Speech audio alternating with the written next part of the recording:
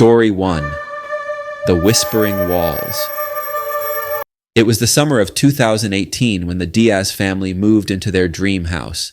Located in the serene outskirts of Oregon, the property was everything they had hoped for: spacious rooms, a lush garden, and a quiet, peaceful neighborhood. The house, though old, had been recently renovated, blending modern convenience with rustic charm. Sarah Diaz, along with her husband Tim and their two children Olivia and Alex, were excited to start a new chapter of their lives. The first few days in the house were uneventful. The family unpacked, arranged the furniture, and began settling into their routines. But on the fifth night, Sarah woke up to a strange sound. It was subtle at first, almost like a faint breeze blowing through the cracks of the walls. She brushed it off as the wind, but as the nights passed, the sound became clearer. It wasn't the wind. It was whispering. Lying in bed one evening, Sarah listened closely. The voices were indistinct, murmuring words she couldn't quite make out. She nudged Tim awake, but he dismissed her concerns, half asleep. "It's just the house settling," he mumbled, turning over to fall back into slumber. The whispers persisted over the following weeks, growing louder and more distinct. It wasn't just in the bedroom anymore. Sarah could hear them in the living room, the hallway, even the basement. She began to feel as though the house was alive, and it wasn't welcoming. Every time she tried to ignore the sounds, they would come back, more intense, more chilling. Olivia and Alex, too, began to complain of hearing strange things. Olivia, who was only 8, told Sarah that she heard someone calling her name from the walls at night. Frightened, Sarah decided to investigate. She spent an afternoon knocking on the walls, searching for any hidden vents or structural flaws that could be causing the sounds. But the walls were solid. No drafts, no cracks, no reason for the whispers. The final straw came one evening when Tim, who had been the biggest skeptic, heard the whispers too. He was reading in the study when the soft murmurings began. He dropped his book, his face going pale. "They're saying something," Tim whispered to Sarah, his voice trembling. I think they're calling our names." Panicked, the family decided to spend the night at a hotel. The next morning, they contacted a paranormal investigator, hoping for some rational explanation. The investigator arrived, a middle-aged woman named Elaine, who carried an air of calm despite the eerie situation.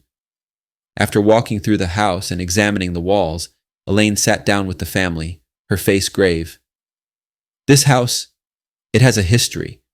The previous owner was an elderly woman who lived here alone for years after her husband passed away. People say she went mad, talking to herself, believing there were voices trapped in the walls.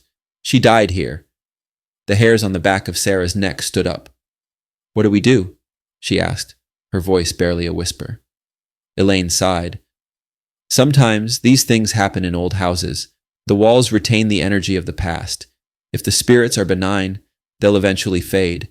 But if they're not—" She didn't finish the sentence.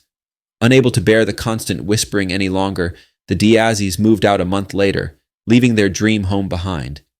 To this day, the house remains vacant, with local rumors swirling about the voices that still echo within its walls. Story 2. The Stairs to Nowhere. When Emma and David bought their first house in rural Pennsylvania, they were overjoyed. The 19th century Victorian home was a fixer-upper, but the couple saw potential in its high ceilings, ornate woodwork, and sprawling backyard. It was a house where they imagined raising a family, growing old together. The renovations began immediately. Every day after work, they would spend hours painting, plastering, and hammering away. Everything seemed perfect except for one oddity: a small narrow door in the upstairs hallway. When they first toured the house, the realtor hadn't mentioned it, and they hadn't thought to ask. The door was locked, and the key was nowhere to be found. Curiosity eventually got the better of them, and David decided to break the lock. When the door swung open, they were both surprised to find a steep set of stairs leading up to a tiny attic room. The room itself was empty, with only a small, round window allowing a sliver of light to seep in. The odd thing was that the room didn't seem to serve any purpose. It was too small for storage, and too cramped to be a bedroom. Stranger still, there were no signs that anyone had been in the room for decades. Dust coated every surface, and cobwebs hung like drapery from the corners. Though puzzled, Emma and David didn't think much of it. They cleaned the attic and shut the door, planning to use it for storage later. But strange things began happening soon after. Emma would hear creaking footsteps on the stairs late at night, as though someone was walking up and down repeatedly. David, ever the rationalist, insisted it was just the house settling, or perhaps an animal had found its way into the walls. One evening, as Emma was folding laundry in the bedroom, she heard a loud thud from upstairs, followed by the unmistakable sound of footsteps descending the hidden staircase. Her heart raced as she listened to the slow, deliberate steps coming closer and closer. But when she flung open the door to the hallway, no one was there. The house was empty, and David wasn't due home for another hour. Terrified, Emma told David what had happened when he returned. Though still skeptical, David agreed to check the attic. They both climbed the stairs together, their footsteps echoing in the silent house. But when they reached the top, the attic door was locked again.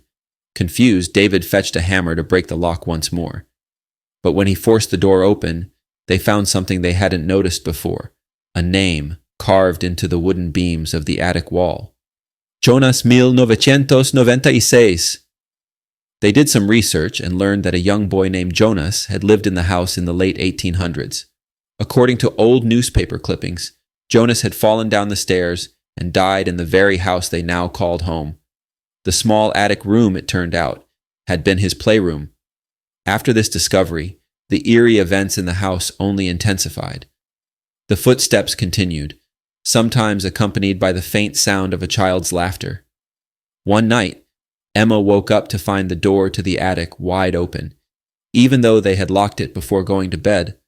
Unable to cope with the constant fear, the couple eventually decided to sell the house.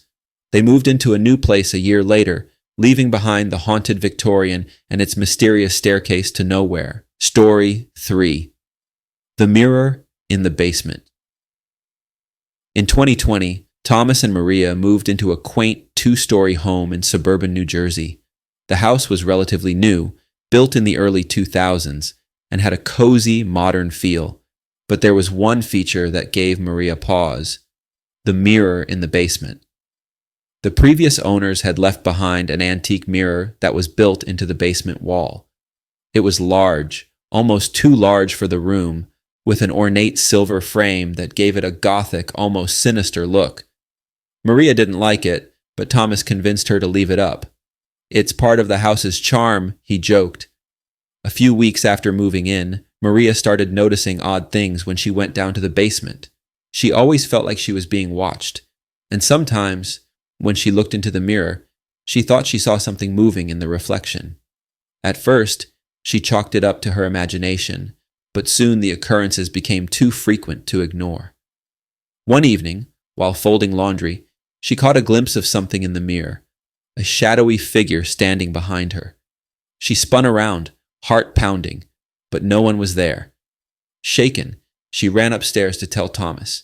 He laughed it off, teasing her for being scared of an old mirror. But Maria was convinced something was wrong. The final incident happened late one night when Thomas went down to the basement to grab some tools. Maria heard a crash, followed by a loud, guttural scream. She rushed downstairs to find Thomas lying on the floor, pale and trembling. "The mirror!" he gasped, pointing toward the wall. Maria's blood ran cold when she looked at the mirror. There was something in it, a dark, swirling mass that seemed to move, shifting and writhing. Without a word, they grabbed their things and left the house that night. They never went back. A few months later, the new owners contacted Maria to ask if they knew anything about the mirror in the basement. "We've been having strange experiences," the woman said nervously. Maria only offered one piece of advice: "Get rid of it." The mirror was removed and destroyed soon after, but the new owners claimed they could still feel something lurking in the basement.